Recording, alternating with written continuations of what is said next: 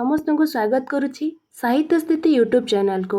आज वीडियो रे आम डिस्कसन करबा ओडिया सीपीटी एग्जाम 2027 रो सिलेबस विषय रे। सीपीटी एग्जाम रो कोनोसी भी ऑफिशियल सिलेबस नाही। तुमरो ग्रेजुएशन सिलेबस जहाँ सेटा ही सीपीटी एग्जाम रो सिलेबस जहाँ कि एनईपी 2020 अनुसार किछिटा चेंज हेछि। तुमरो सेही चेंज सिलेबस को आखि आगरे रखी मैं सिलेबस टी को प्रस्तुत करिछि। आउ गोटे इंपोर्टेंट कथा जणे देबाकू चाहूँगी एनईपी 2020 अनुसार ग्रेजुएशन ने 8टी सेमिस्टर रही किंतु बहुत पिला माने 6टी सेमिस्टर एग्जाम देउछंदी।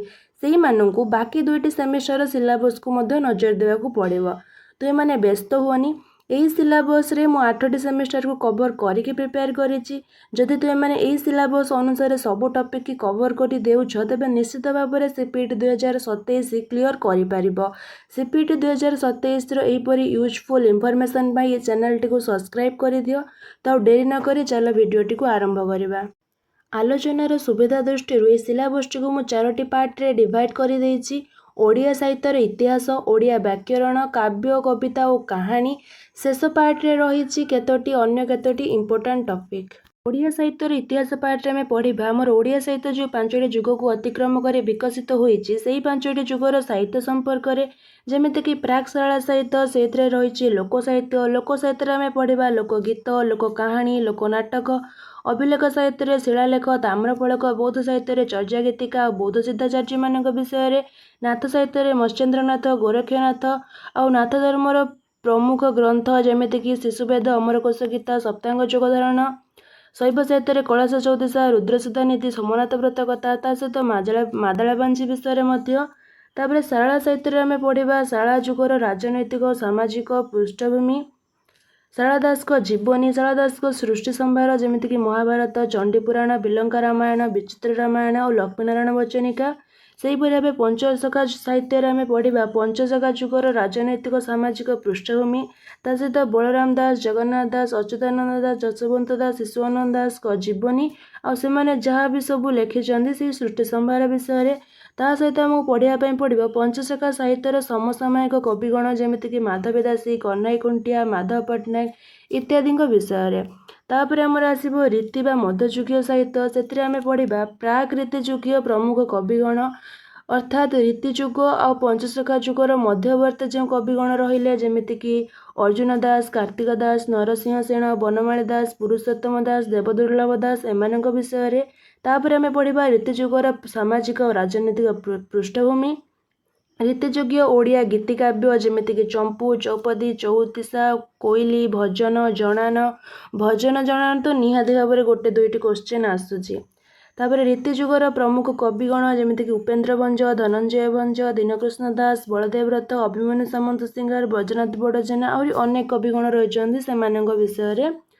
तापर आधुनिक जुगीय साहित्य तुमने जानिथिबो आधुनिक जुग को 2 भाग विभक्त करा जायछि स्वाधीनता पूर्ववर्ती और स्वाधीनता परवर्ती। से हिसाब रे स्वाधीनता पूर्ववर्ती आम पढ़ा इंग्रेज मानक शासन, पत्र पत्रिका, मुद्रण यंत्र, भाषा आंदोलन, नवचेतना जुग बा राधानाथ जुग, सत्यवाद जुग, सबुज जुग और प्रगतिवादी जुग विषय। ये जो 4टी जुगर जमी प्रमुख स्रष्टा मान रहिले सेमानक विषय। स्वाधीनता परवर्ती साहित्य आम पढ़ा प्रबंध, नाटक, क्षुद्रगल्प, उपन्यास और एकांकिका, समालोचना, जीवनी और आत्मजीवनी, भ्रमण कहानी। तापर आमर रही रम्य रचना, काव्य और कविता, शिशु साहित्य, अनुवाद साहित्य, गवेषणा साहित्य। तापर आमर सेकेंड पार्ट आइला जो अच्छी ओडिया व्याकरण। ओडिया व्याकरण रे तुमको पढ़ापी पड़ो ओडिया वर्णमाला, ओडियार वाक्य गठन, प्रकारभेद, रस, रीति, कारक, विभक्ति, संधि, समास विषय। आहरी मध्य तुमको पढ़ापी पड़ो वकृति, अलंकार, कृदंत, तद्धित, उपसर्ग विषय, ध्वनि, शब्द संभार, क्लासिसिज्म, रोमांटिसिज्म, प्रतीकवाद, चित्रकल्प, मिथ विषय, ओडिया भाषार विकासक्रम, ओडिया लिपिर विकासक्रम। तापर काव्य कविता पार्ट तुमको पढ़ापी पड़ो जो सब तुम +3 सेमिस्टर मानक पढ़ी आसीच। देख काव्य कविता और कहानी टॉपिक एत इंपोर्टेंट नुहे सीपीटी एग्जाम रे सेते बेसी क्वेश्चन आसेनी। तुम +3 एत पढ़ी सेमिस्टर रे तो थोड़े रिविजन करनब तुम पे भल हम। जेमिति कि दुईपादक कायातरु चर्या, कानुपादर बाटोगाल चर्या, शारला दास दुर्योधन रक्तनदी संतरण, जगन्नाथ दास 24 गुरु प्रसंग, दीनकृष्ण दास रसकलर 34तम छांद, उपेन्द्र भंज कोटि ब्रह्मांड सुंदर प्रथम छांद, ମାର୍କେଣ୍ଡ ଦାସଙ୍କ କେଶବ କୋଇଲି, ବତ୍ସ ଦାସଙ୍କ କଳସ ଚଉତିଶା, ବଳଦେବ ରଥଙ୍କ କିଶୋର ଚନ୍ଦ୍ରାନନ୍ଦ ଚମ୍ପୁର ଘ ଗୀତଟି, ରାଧାନାଥ ରାୟଙ୍କ ମହାଯାତ୍ରାର ପ୍ରଥମ ସର୍ଗ। ତାପରେ ତୁମକୁ ପଢ଼ିବା ପାଇଁ ପଡ଼ିବ ଗଙ୍ଗାଧର ମେହେରଙ୍କ ତପସ୍ୱିନୀର ଚତୁର୍ଥ ସର୍ଗ, ଭୀମ ଭୋଇଙ୍କ ସ୍ତୁତି ଚିନ୍ତାମଣିର 27ତମ ବୋଲି, ମଧୁସୂଦନ ରାଓଙ୍କ ବିଚ୍ଛେଦ, ଗୋଦାବରୀଶ ମିଶ୍ରଙ୍କ ନିମେଷକ ଦେଖା, କୁନ୍ତଳା କୁମାରୀ ସାବନ୍ତଙ୍କ ଶେଫାଳୀ ପ୍ରତି, ରାଧାମୋହନ ଗଡ଼ନାୟକଙ୍କ ବୀରରାଣୀ ସୁକଦେଇ, ମାୟାଧର ମାନସିଂହଙ୍କ ବିରହୀ ଘନ, ସଚ୍ଚିଦାନନ୍ଦ ରାଉତରାୟଙ୍କ ପ୍ରତିମା ନାୟକ, ବିନୋଦ ଚନ୍ଦ୍ର ନାୟକଙ୍କ ଗ୍ରାମପଥ, ସୌନ୍ଦ୍ରିକ ବାରିଙ୍କ କର୍ଣ୍ଣ, ବ୍ରହ୍ମୋତ୍ରୀ ମହାନ୍ତିଙ୍କ ମୃତ୍ୟୁ ସମ୍ପର୍କରେ। ତାପରେ କାହାଣୀ ପାର୍ଟରେ ତମର ରହିଛି ଜଗମୋହନ ଲାଲାଙ୍କ ବାବାଜୀ, ମନୋରଞ୍ଜନ ଦାସଙ୍କ ସାଗର ମନ୍ଥନ, କାର୍ତ୍ତିକ ଚନ୍ଦ୍ର ରଥଙ୍କ ଈଶ୍ୱର ଜଣେ ଯୁବକ, ନାରାୟଣ ସାହୁଙ୍କ ରାଜାରାଣୀ ଉପାଖ୍ୟାନ, ବିଜୟ ଶତପଥୀଙ୍କ କୋକୁଆ, ସୁରେନ ମହାନ୍ତିଙ୍କ ପାହାଡ଼ର ଆତ୍ମକଥା, ରତ୍ନାକର ଚୈନୀଙ୍କ ଅନ୍ୟ ଏକ ଶ୍ରବଣ କୁମାର, ମଙ୍ଗୁଳିଚରଣ ବିଶ୍ୱାଳଙ୍କ ଭୁକା, ଫକୀରମୋହନ ସେନାପତିଙ୍କ ଲଛମା, ଗୋପୀନାଥ ମହାନ୍ତିଙ୍କ ଦାଦିବୁଢ଼ା, ସୁରେନ୍ଦ୍ର ମହାନ୍ତିଙ୍କ କାଳାନ୍ତର।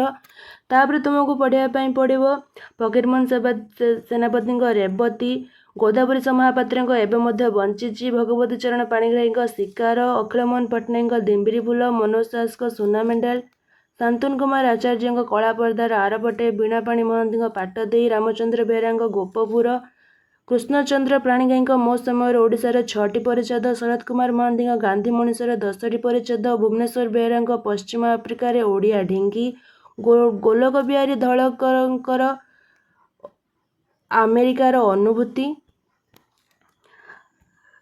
ଗୋପାଳଚନ୍ଦ୍ର ପ୍ରହରାଜଙ୍କ ଭାଗବତ ଟୁଙ୍ଗୀରେ ସନ୍ଧ୍ୟାର 4ଟି ସନ୍ଧ୍ୟା ସମ୍ପର୍କରେ, ନିତ୍ୟାନନ୍ଦ ମହାପାତ୍ରଙ୍କର ପତ୍ର ଓ ପତ୍ରିମାର 4ଟି ରଚନା, ନୀଳକଣ୍ଠ ଦାସଙ୍କ ଆର୍ଯ୍ୟ ଜୀବନ, ଚନ୍ଦ୍ରଶେଖର ରଥଙ୍କ ମଧୁସନ୍ତାନ, ଚିତ୍ତରଞ୍ଜନ ଦାସଙ୍କ ଭଗବାନ ଓ ଓଡ଼ିଆ ଜାତି। ଅନ୍ୟ କେତୋଟି ଇମ୍ପୋର୍ଟାଣ୍ଟ ଟପିକ୍ ଯେମିତିକି ଗଣମାଧ୍ୟମ ଓ ସମ୍ବାଦପତ୍ର, ସାକ୍ଷାତକାର ଓ ଦଳଗତ ଆଲୋଚନା, କମ୍ପ୍ୟୁଟର ଶିକ୍ଷା, ଜଗନ୍ନାଥ ସଂସ୍କୃତି ଓ ଆଦିବାସୀ ସଂସ୍କୃତି। ଏହି ସିଲାବସ୍ ଅନୁସାରେ ଯଦି ତୁମେ ସବୁ ଟପିକ୍ କି କଭର କରିନେବ ତେବେ ନିଶ୍ଚିତ ଭାବରେ ତୁମର CPET ଏକ୍ଜାମ୍ 2027 କ୍ଲିଅର ହେଇଯିବ। ଓଡ଼ିଆ CPET ଏକ୍ଜାମ୍ 2027ର ପ୍ରିପାରେସନ୍ ପାଇଁ ତୁମେ ସାହିତ୍ୟସ୍ଥିତି ୟୁଟ୍ୟୁବ୍ ଚ୍ୟାନେଲ୍ ସହିତ ଯୋଡ଼ି ରହିପାରିବ। ଏଠି ପ୍ରତିଦିନ ଥିଓରି ସହିତ MCQ କ୍ଲାସ୍, ରେଗୁଲାର କ୍ଲାସ୍ ହେଉଛି। ଏବେ ରହୁଛି, ଶେଷ ପର୍ଯ୍ୟନ୍ତ ଦେଖିଥିବାରୁ ଧନ୍ୟବାଦ।